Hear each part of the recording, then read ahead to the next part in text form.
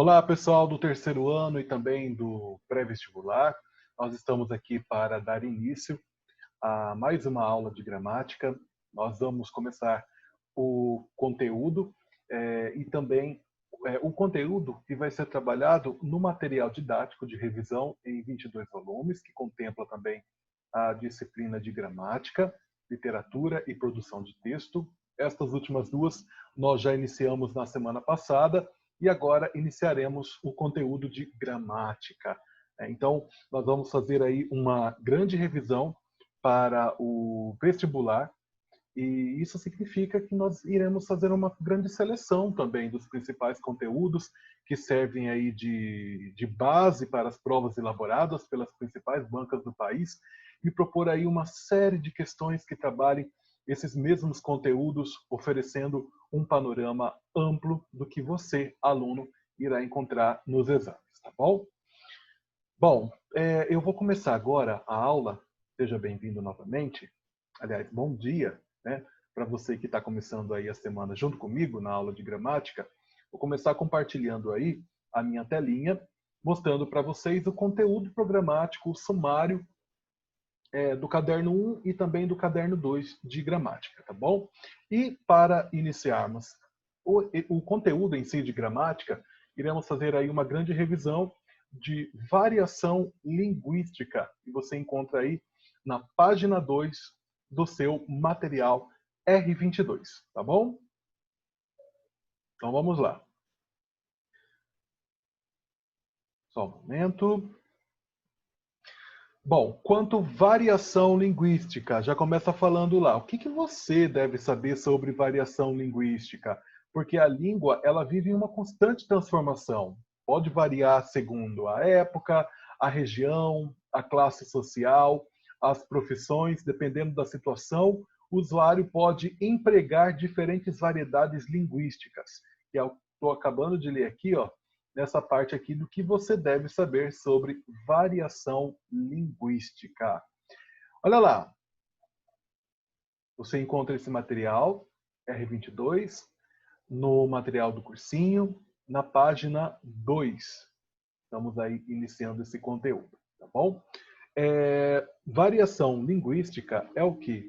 É a diversificação dos sistemas de uma língua, né, em relação aí às possibilidades de mudança de seus elementos, como uma mudança que pode acontecer no vocabulário, na pronúncia, né, na morfologia e também no campo da sintaxe, tá bom? O que é variação linguística terceiro ano? Você já deve ter visto isso no primeiro ano do ensino médio e também no sexto ano do ensino fundamental 2. A variação linguística é um fenômeno natural, né, que ocorre pela diversificação de sistemas de uma língua em relação aí às inúmeras possibilidades de mudança de seus elementos, né, que eu acabei de falar, vocabulário, pronúncia e muitas outras coisas também. E ela existe por quê? Porque as línguas, elas possuem certas características, né, de serem dinâmicas, vivas, sensíveis a fatores como a região geográfica, né, o sexo, a idade, a classe social, né, do falante, o grau de formalidade do contexto da comunicação, né? Então, é muito importante que você saiba que toda variação linguística ela é adequada para atender às necessidades comunicativas e cognitivas do falante e sofrem variações de acordo com a sua história também. Assim, quando nós julgamos errada determinada variedade, nós estamos emitindo um juízo de valor. Aí, esse juízo de valor sobre os falantes é chamado de preconceito linguístico. Então, tome bastante cuidado, tá, com o preconceito linguístico, que é esse julgamento sobre determinada variedade linguística que eu acabei de falar, que é um fenômeno natural que ocorre aí pela grandeza dos sistemas de uma língua em relação aí às possibilidades de mudança de seus elementos, tá bom? Então, lá na apostila, vou até compartilhar aqui, na página 2, vai começar falando sobre variação linguística, sobre adequação, né? A língua é viva, dinâmica, caracterizadora de identidades, né? Vocês, né, de Sorocaba, provavelmente devem ter aí um sotaque, né? Uma pronúncia diferente da minha, né? Em questões da língua, né? De vocês, né? Da fala, da pronúncia. E, no caso aqui, isso é considerado uma variante linguística, né, que é o que nós estamos estudando aqui, tá bom? Por isso, a língua dispõe de possibilidades variadas de emprego que atendem às exigências da situação comunicativa. Isso aqui também é um fator muito interessante. Por quê? Porque é preciso que você saiba que existe essas variedades linguísticas, né? E isso tudo, ela predomina sobre a outra. Olha aqui, não se pode afirmar que uma variedade linguística predomine sobre a outra ou que uma esteja errada e a outra correta. O que pode ser considerado é a adequação ao contexto e a relação comunicativa estabelecida entre o emissor e o receptor da mensagem. Tá bom? E aí ele vai falar um pouquinho aqui de norma culta, variedade padrão, né? A norma culta é aquela que é uma variedade linguística que é empregada, utilizada por uma classe social de maior prestígio em determinada comunidade, tá bom? Encontramos esse tipo de registro em textos jornalísticos, científicos e didáticos, como esse que nós estamos utilizando aqui para esta aula, tá bom? E a respeito do que eu estava falando agora há pouco, do preconceito linguístico, que é aquela espécie de comportamento, né? O preconceito linguístico é isso, né? São atitudes, né, preconceituosas em relação ao emprego das variedades das línguas, né? Então aqui nós temos aqui uma canção, né, do Ultraje Rigor, que você pode ver que já está até em negrito aqui, ó. A gente não sabemos, tem gringo, ó, os dentes, tem gringo, nós a gente somos inútil. Então, faz uma espécie de sátira ao preconceito linguístico, ironiza, né, o preconceito linguístico estabelecido aí de acordo com a nossa norma padrão da língua portuguesa, né? E nesse caso aí, nessa questão, relaciona essa questão gramatical com a incapacidade de exercer a cidadania com autonomia e inteligência, tá bom? É um fator muito interessante também. E aí no tópico 2, vai estar falando a respeito dos níveis de variação linguística, né? Existem vários. Tem o nível da pronúncia, ou o nível fonológico, né? Coração, ou coração, como os nordestinos falam. Alto, né? Com L, ou alto, com U. Arte, ou arte, né? Com um R mais forte. Exemplo que ele dá aí para nós. Cuitelinho, canção de domínio público. Vamos ler. A tua saudade corta como aço de navalha, o coração fica aflito, bate uma, a outra faia, e os olhos se enchem d'água, que até a vista se atrapalha. Ai, ai, ai. Nessa canção aqui, ó, adequação fonética das palavras em destaque, a norma culta implicaria perda poética e caracterização do lírico, né? Porque nós estamos falando aí de um homem não urbano, né? Um homem mais rural. Então, por isso que tem esse uso das palavras, né, com esse registro fonético, navalha, faia, né, olho, atrapalha, até por uma questão de sonoridade, né, com a própria canção, tá bom? Temos também o nível morfossintático, né? Aqui, ó, são as variedades linguísticas no nível morfossintático, como, por exemplo, me avisa quando você encontrar o Pedro. Então, nesse caso, o me avisa é totalmente contrário às normas da gramática, como você pôde ver aí no conteúdo de colocação pronominal. Por quê? Porque não é me avisa, e sim avise-me, né? Como está aqui, ó, avise-me quando você encontrar Pedro, e não encontrar o Pedro, tá? Então, o nível morfossintático é o que nós trabalhamos até o momento, né? Quanto à colocação de certas palavras corretas de acordo com o que a norma gramatical exige de nós, né? Ou nos exige. Nível vocabular. O nível vocabular é a variação no nível aqui, ó, que pode ocorrer de maneiras diferentes. Certas palavras podem adquirir sentidos específicos conforme a região. Por exemplo, a palavra catatal significa no Nordeste um indivíduo de pequena estatura. Catatal, uma pessoa pequena. Já no estado de Goiás, catatal é um jogo de baralho, né? Ou seja, o nível vocabular transcende também o significado das palavras, né? Então, para designar o mesmo referente, é possível que sejam criados muitos termos ou expressões.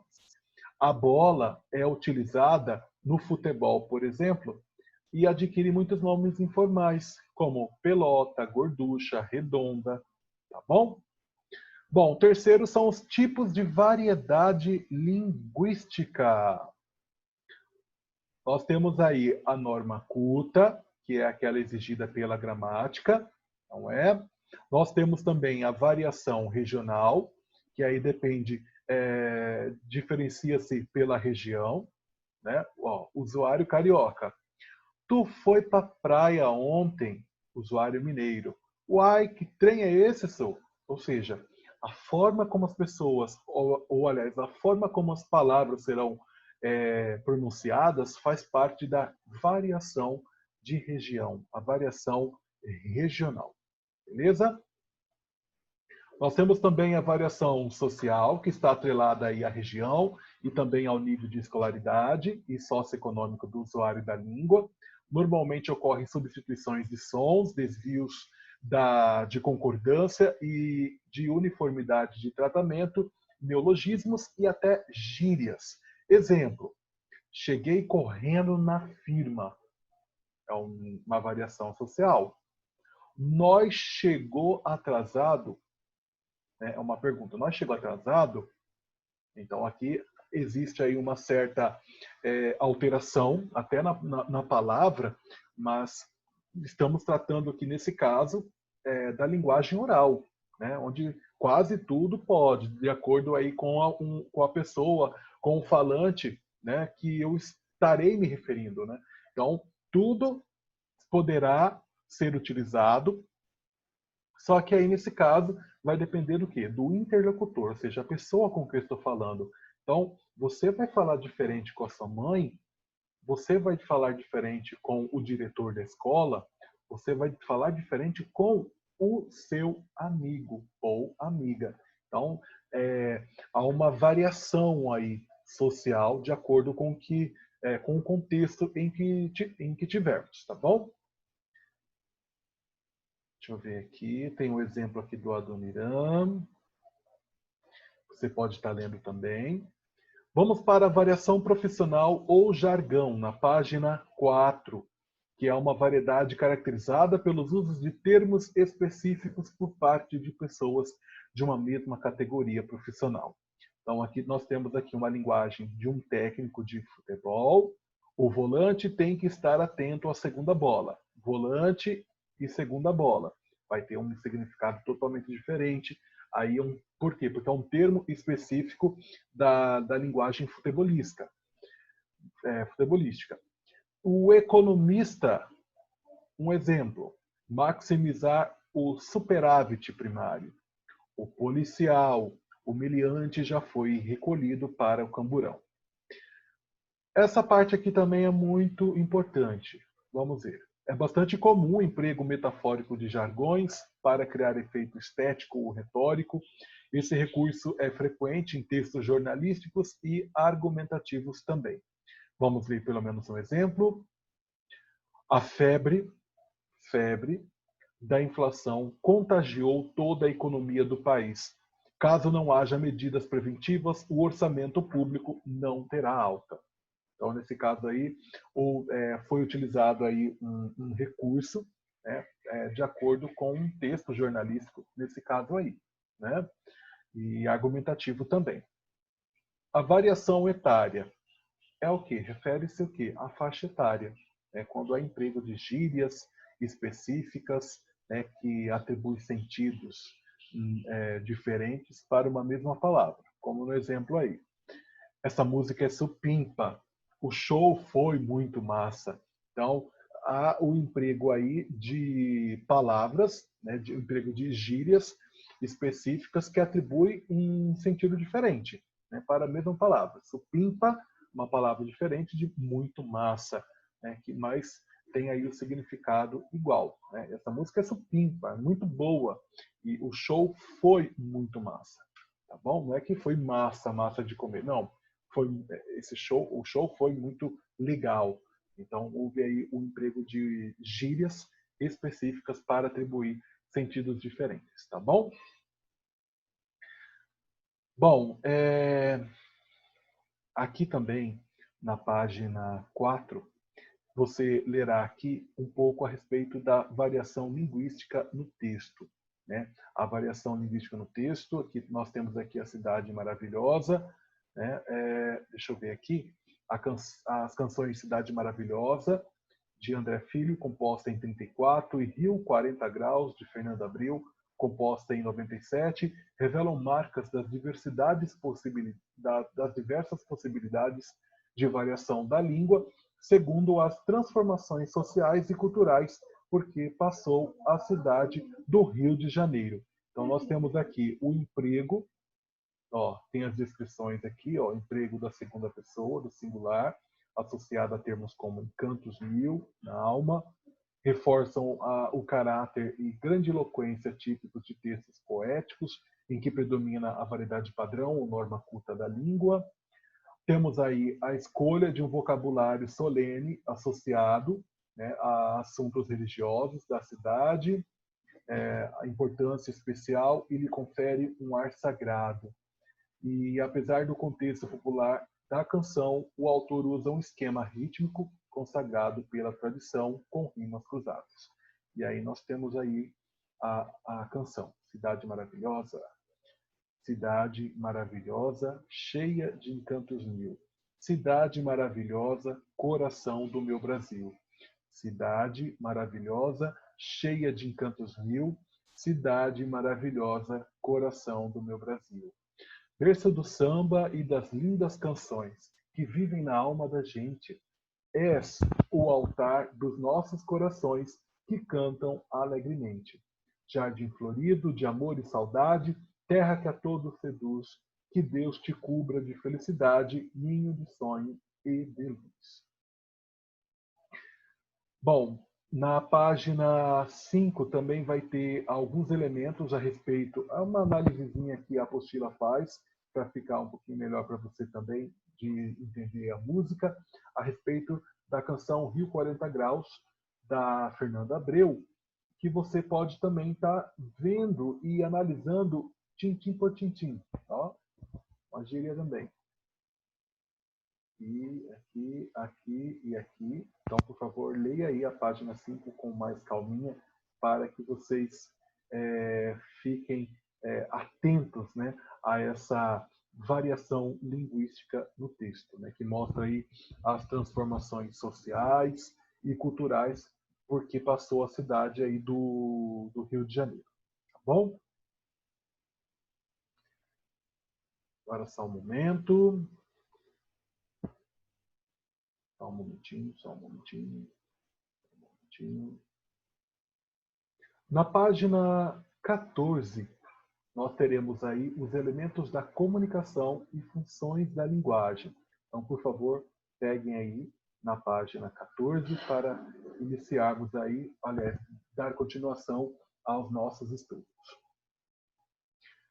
Para que a comunicação ocorra de forma eficiente, alguns elementos são indispensáveis, né? Há sempre um emissor que produz uma mensagem a seu receptor por meio de um código. Dependendo do enfoque em um dos elementos, a linguagem adquire uma forma específica. Então, vai ter aí, vou mostrar aqui para vocês, né? Os elementos da comunicação que vocês devem saber sempre, né? Para viabilizar o processo comunicativo, ou seja, para que o emissor transmita uma mensagem a um receptor, é necessário que este recorra ao sistema linguístico, né? Que utiliza aí dos elementos de comunicação, representados pela fala, pela escrita, por gestos, por desenhos e outros elementos também. Aqui tem cadê? Tem uma ilustração, né, acerca dos elementos da comunicação. Nós temos aqui o emissor, o receptor, temos um referente, o código, o contato e a mensagem, que são os elementos que nós estudaremos a partir de agora. Tá bom? Emissor ou destinador. Eu peço só um momentinho aqui para que eu pegue aqui também o meu material. Elementos da comunicação.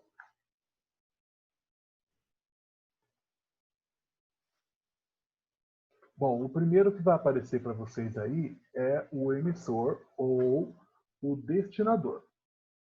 Tá? Só um momento. Pronto. Esse é um conteúdo que vai abranger um pouquinho sobre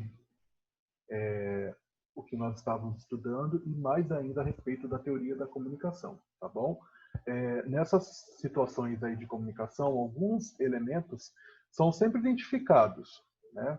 E sem eles, pode-se dizer que não há comunicação. É o que diz aí a teoria da comunicação. Então, nessa primeira parte aí que vai estar falando sobre o emissor ou destinador, se refere ao quê? A quando alguém que emite a mensagem pode ser uma pessoa, um grupo, uma empresa ou uma instituição. Tá? Então, quando tiver lá emissor ou destinador, você vai estar estudando aquela parte, né, que fala a respeito do emissor, né, que é quem emite a mensagem. Tá bom? Deixa eu só ver mais alguma outra coisa aqui. Certo? Então, temos aí o emissor ou destinador. O emissor ou destinador, que é alguém que emite a mensagem, né? Pode ser uma pessoa, um grupo, uma empresa ou uma instituição. O receptor ou o destinatário, que é o próximo, que está lá na página 14. Deixa eu só pegar aqui. É aquele a quem se destina a mensagem. Por exemplo, eu, nesse caso aqui dessa videoaula, eu sou o emissor. Você que está aí do outro lado é o receptor ou destinatário. Por quê? Porque a mensagem que eu estou querendo passar está chegando para você, que está aí me ouvindo nesse exato momento. Então, o receptor pode ser uma pessoa, um grupo, ou até mesmo um animal, né? Um cãozinho, quando eu estou chamando lá, ô coleguinha, vem aqui. É um cãozinho, é o meu cãozinho. Então, o meu cãozinho, eu estarei falando com ele, vai estar chegando a mensagem para ele, então eu serei o emissor e ele será o receptor ou o destinatário. Deixa eu ver aqui, então, relembrando novamente, vendo que o emissor é quem emite a mensagem, o receptor é aquele a quem se dirige ou se destina a mensagem emitida. O código agora. O código, gente, é a maneira pela qual a mensagem se organiza. Né? O código ele é formado por um conjunto de sinais, né, que são organizados de acordo com determinadas regras, em que cada um dos elementos tem significado em relação com os demais. Então, pode ser a língua oral ou escrita, tá? Pode ser através de gestos, código Morse, sons e entre outros, tá bom? Uma coisa que é importante você saber, deixa eu ver aqui, nesse caso, é que o código deve ser de conhecimento de ambos os envolvidos, né? O emissor e o destinatário, tá bom? Então, aí na página 14, bem lá na parte finalzinha, vai ter lá o código, que vai estar falando lá que o código é um conjunto de sinais ou de símbolos sistemáticos organizados para viabilizar o processo comunicativo, como eu acabei de falar. Linguagem oral, linguagem escrita, gesto, desenho, som, cores, placas, e ele dá aí um exemplo muito legal de código, que são os semáforos, e as placas de trânsito, que são códigos convencionados que permitem a transmissão de mensagem aos motoristas. Então, quando alguém vê o sinal vermelho, ele já entende que ele tem que o quê? Tem que parar. Alguns não obedecem, né? Mas aí vai ser punido porque não obedeceu a um código, no caso aí ao semáforo, né? Que são códigos convencionais aí que permitem essa interação, né? Esse compartilhamento de mensagens aos motoristas, tá bom? O outro vai ser também chamado de canal de comunicação. O que é o canal de comunicação? O canal de comunicação é o meio físico ou virtual que assegura a circulação da mensagem. Por exemplo, as ondas sonoras, no caso da voz, né? As ondas que estão saindo agora das minhas cordas vocais, né? É um canal de comunicação que eu estou utilizando. Então, o canal ele deve garantir o contato entre o emissor e o gesto. Tá? Lá na página 15 vai estar lá falando que o canal de comunicação é o meio físico condutor da mensagem que permite a veiculação da comunicação. Então, nós temos aí, principal, a voz, nós temos as sirenes de viaturas, né? Nós temos os gestos manuais nas línguas de sinais, e etc, etc, etc. Bom, mensagem. A mensagem, gente, é o objeto da comunicação. Ela é constituída pelo conteúdo das informações transmitidas, né? Então, lá na apostila vai estar falando que justamente isso que eu falei, né? A mensagem é o objeto da comunicação, né? É o conteúdo das informações que se pretende transmitir ao receptor, né? As notícias, por exemplo, sempre procuram trazer informações ao leitor. O seu foco central é a mensagem a ser passada, tá bom? O referente, ou pode ser chamado de contexto, né? No caso aí, o referente, o contexto, o quê? A situação, né? Aos quais a mensagem se refere. Né?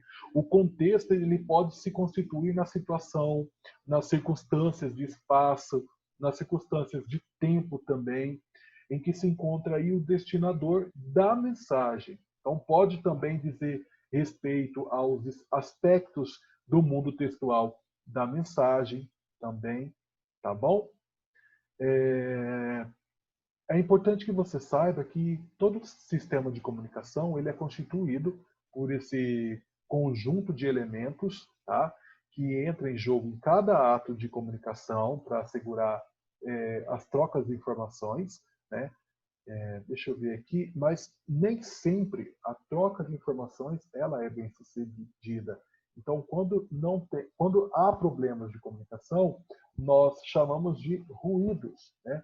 Ruídos são os elementos que perturbam, dificultam a compreensão pelo destinador, como, por exemplo, o barulho, né? Ou até mesmo uma voz muito baixa. Então, um ruído para que você não consiga me atender, tá bom? Então, o ruído ele pode ser também de ordem visual, né? Como um borrão no meio da prova. É por isso que eu falo, não rasure a prova, porque isso também pode ser considerado uma forma de ruído, né? Um rabisco também pode ser considerado uma forma de ruído, beleza? Só mais um momentinho. Agora nós vamos para a página 16 da sua apostila. Por favor. Na página 16, nós estaremos trabalhando um pouquinho mais a respeito das funções da linguagem, já que nós falamos aí dos elementos da comunicação, né? Qual que é mesmo? Emissor, receptor, qual que é o outro? Código, canal de comunicação, né? Ou só canal, mensagem e, por último, o referente ou o contexto. Na página 16, será tratado também a respeito das funções da linguagem, que são o quê? São as formas de utilização da linguagem segundo a intenção do falante. Eu só esperar aqui só um momentinho, por favor. que você veja junto comigo. Estamos aí na página 15. Só um momentinho. Opa. Agora sim. Ó, as funções de linguagem que está aí na página 15 da sua apostila. Eu vou só interromper aqui novamente, para que prossigamos sem nenhum tipo de erro. Só um momento, por favor. Eu deixo aqui tudo certinho. Você possa acompanhar aí junto comigo. Só um momentinho, por favor.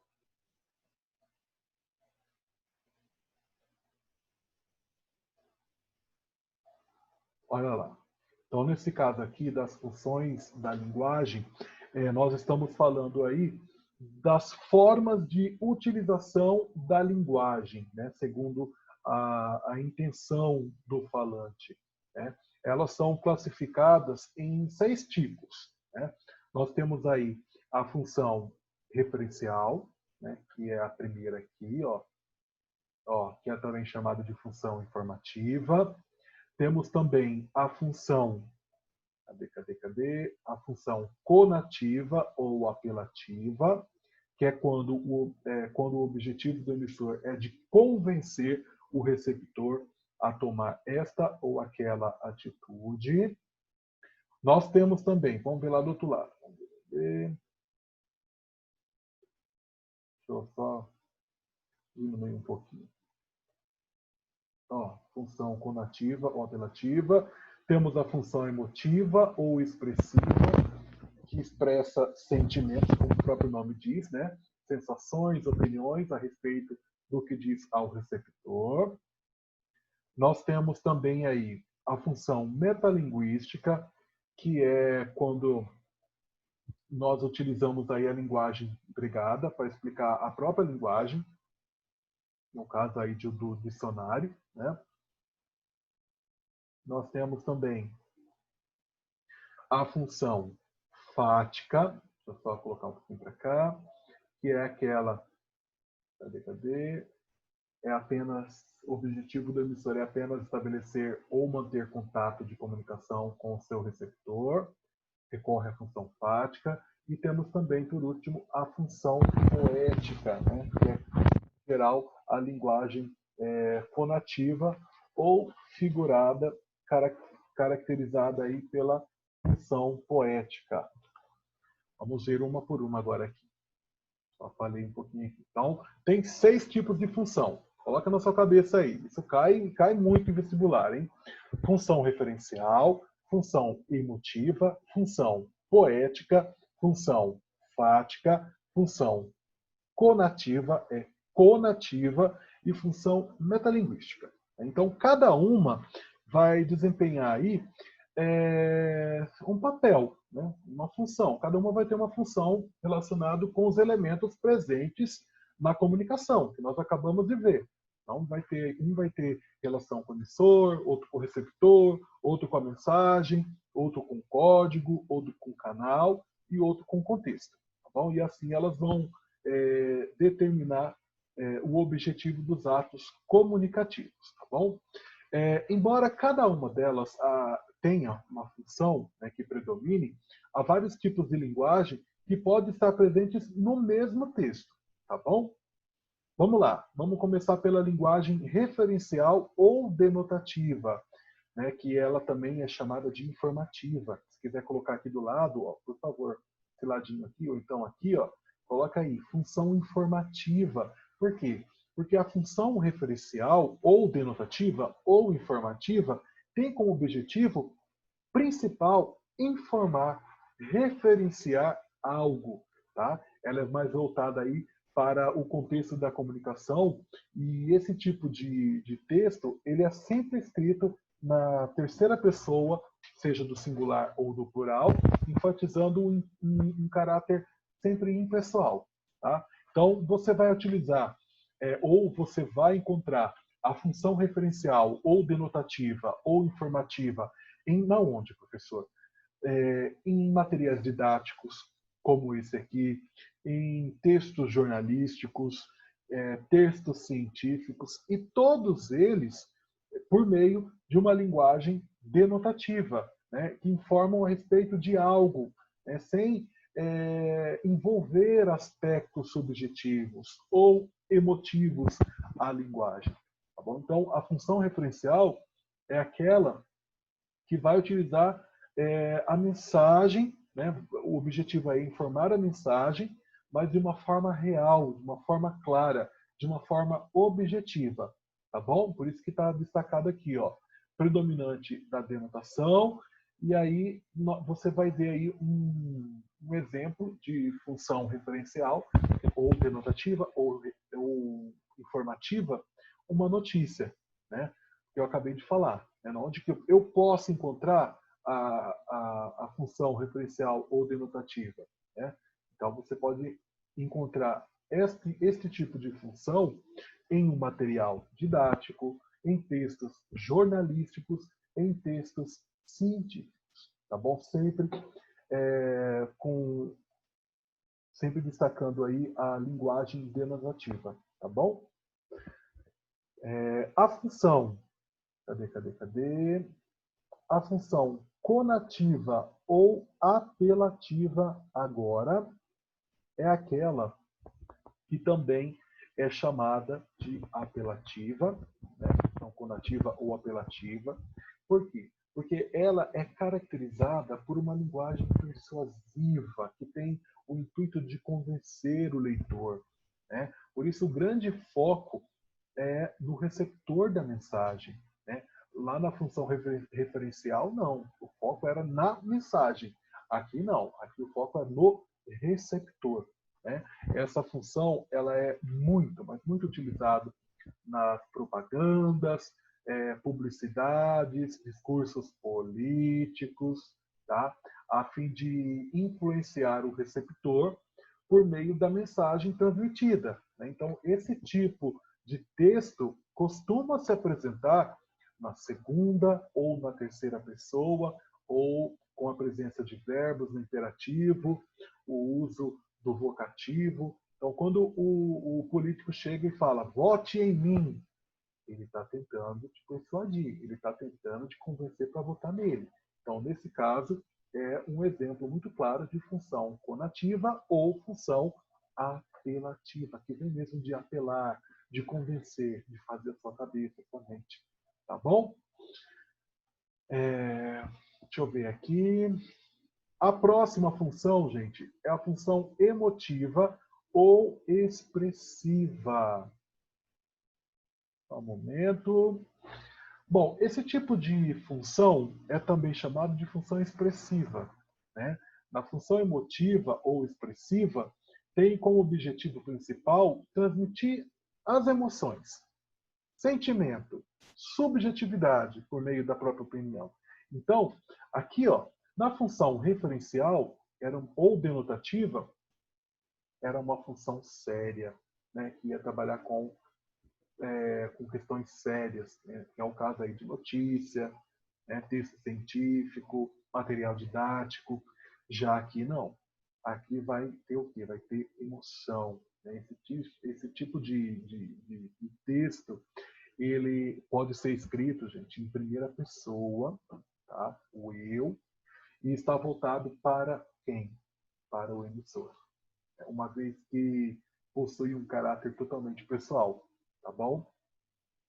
Então, na função emotiva ou expressiva, como pode ser visto aqui, ó, há mensagens em que o emissor expressa sentimentos, sensação, opiniões a respeito do que diz ao receptor. Tá? Então, esse tipo de texto, ele pode ser escrito em primeira pessoa, está voltado aí para o emissor, uma vez que ele possui um caráter totalmente pessoal, né? E exemplo. Então, nós temos aí, podemos destacar os textos poéticos, as cartas, os diários, todos eles são marcados pela função emotiva ou expressiva, pelo uso também de sinais de pontuação, reticências, ponto de exclamação, tá bom? Tudo isso a fim de expressar ainda mais a mensagem centradas, né, pela pessoa do discurso. Na função metalinguística, aí já é diferente. A função metalinguística ela é caracterizada pelo uso da metalinguagem, ou seja, a linguagem que se refere a ela mesma. Então, dessa forma, o emissor, né, explica um código. Lembra do código que eu acabei de ensinar para vocês? Então, esse código vai ser utilizado aí, ou seja, vou explicar novamente. O emissor, ele explica um código utilizando o próprio código. Putz, como assim, professor? Exemplo. Gramática. Está explicando o quê? A língua portuguesa, não é? Então, é a própria língua explicando a própria língua. Eu tenho aqui um material em língua portuguesa explicando a língua portuguesa. Então, é o código utilizando o próprio código. Os dicionários, como por exemplo aqui está aparecendo aqui, ó, poema. O que é poema? Composição em verso. Algo que sugere ou evoca um poema pela beleza e acessibilidade. Tá? Então, nesse caso aqui, vai ser um texto, a função metalinguística vai ser um texto que descreve sobre a linguagem textual, ou um documentário cinematográfico também que fala sobre a linguagem do cinema. São alguns exemplos. Tá? Um exemplo aí, essa videoaula tem função metalinguística. Por quê? Porque eu estou utilizando o código, no caso aqui a língua portuguesa, para explicar a língua portuguesa para vocês. Tá bom? Fala aqui, a função metalinguística é bastante explorada em textos não verbais. É muito comum que ela apareça como função predominante em cartoons, quadrinhos, quadros, nas artes plásticas. Tal recurso pode ser observado, por exemplo, em As Meninas, em que Velázquez retrata a si mesmo num jogo de olhares com o espectador, trazendo-o para dentro do quadro. Função fática agora. O que é a função fática, professor? Função fática tem como objetivo o quê? Estabelecer ou interromper uma comunicação. Tá? De modo que o mais importante, gente, é a relação entre o emissor e o receptor da mensagem. Tá? O foco aqui reside no quê?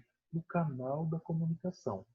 Tá? Então, quando você está cumprimentando alguém, oi, tudo bem com você? Aí a pessoa vai te responder, olá, tudo bem, tudo tranquilo. Então, uma saudação, um discurso ao telefone é função fática. Tá? Aqui fala aqui, que o objetivo do emissor é apenas estabelecer ou manter contato de comunicação com o seu receptor. Ele recorre à função fática da linguagem.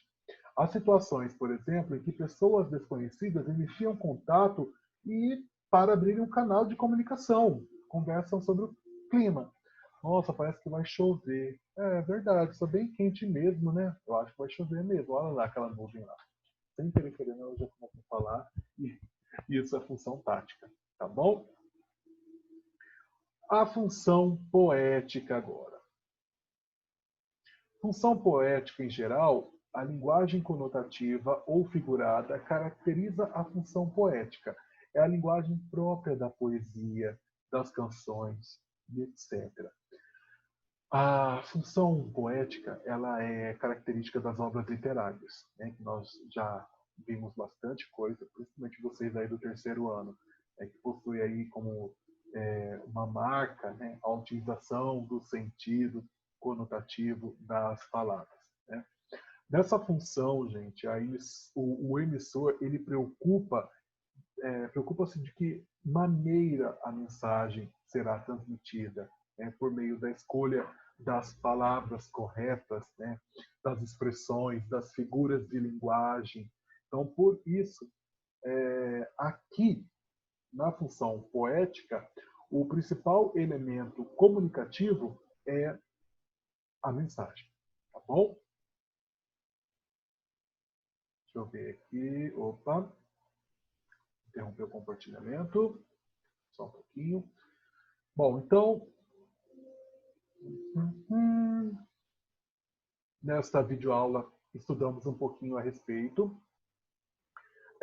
das variantes linguísticas, né, das variedades linguísticas.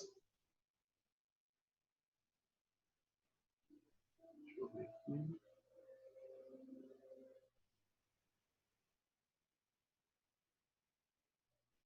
Opa. Variações linguísticas, só recapitulando.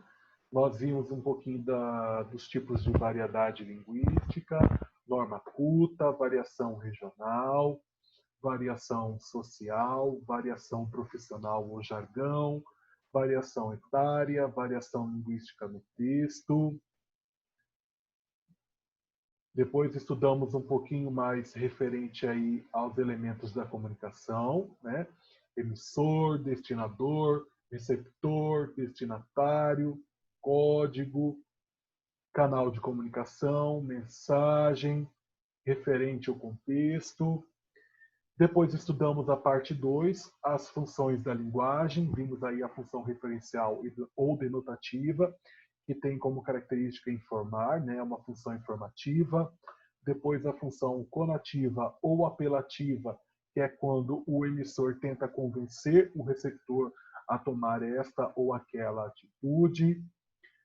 Estudamos um pouquinho também a respeito da função emotiva ou expressiva, né? É aquela em que o emissor expressa o sentimento, sensações e opiniões a respeito do que diz ao receptor. Tá? A função metalinguística é aquela caracterizada, né, através da função metalinguística, a linguagem empregada para explicar a própria linguagem. Temos também a função fática, que é apenas utilizada para estabelecer ou manter contato de comunicação com o receptor. E, por último, a função poética, né, que é caracterizada pela linguagem conotativa, né, figurada, diferentemente lá da primeira que nós estudamos. Estão lembrados? Função referencial ou denotativa é o oposto da função poética. Só um minutinho.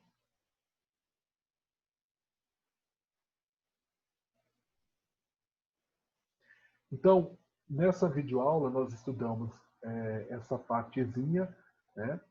Primeiro começando da variedade linguística, como vocês viram, né? E começamos lá na página 2, né? Falando um pouquinho aí da variação linguística, a língua que vive em constante transformação, que pode variar segundo a época, região, classe social, profissões. Vimos também a respeito da função da língua, cadê? Os elementos da comunicação e as funções da linguagem, né, para que a comunicação ocorra de forma eficiente, alguns elementos são indispensáveis. Há sempre um emissor que produz uma mensagem a seu receptor por meio de um determinado código. Então, dependendo do enfoque em um dos elementos, a linguagem adquire uma função específica.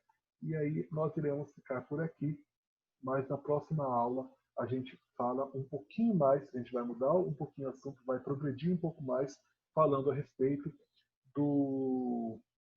Cadê? Para eu mostrar o sumário. Ó, mostrar aí para vocês. O sumário. Falamos aí um pouquinho da variação linguística na página 2, depois partimos para os elementos da comunicação e funções da linguagem na página 14, e as próximas aulas serão sobre estrutura das palavras e formação de palavras, que é um conteúdo bastante legal e que sempre cai uma ou duas questões a respeito nos principais vestibulares.